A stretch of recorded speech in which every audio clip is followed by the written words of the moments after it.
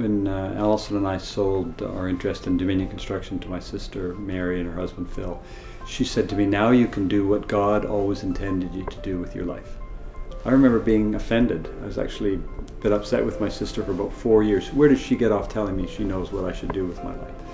And I said, "Well, what do you think that is?" She said, "Well, to be a teacher, of course." When he left the family business, big business, lots of people, he had a direct impact on people, on projects, and all those things. There was a sense for him of, well, how am I going to make an impact on the world like that? My thought immediately was his impact now as a family advisor and as a coach is way more far-reaching and broader than it ever was before. Because before he had this a real big impact on a small group of people.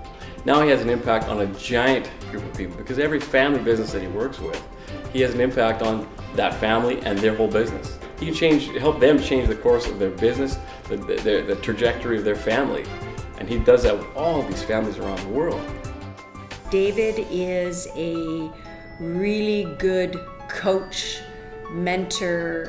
That's what he really excels at.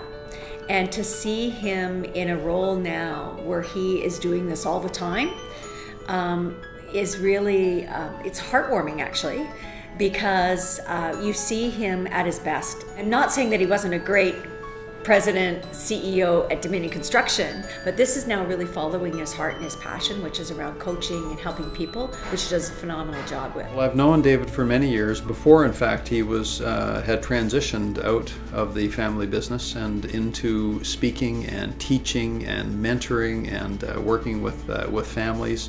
And I really think he's found his calling. I do some behavioral assessments, and so not only have I had a chance to work with him and experience and see the results of what he does, on a day-to-day basis, but I've also had a chance to see how his natural behavioral predispositions line up. And so he really is in his sweet spot. He has this unique collection of being able to process information very quickly, but at the same time he's very thoughtful in his responses.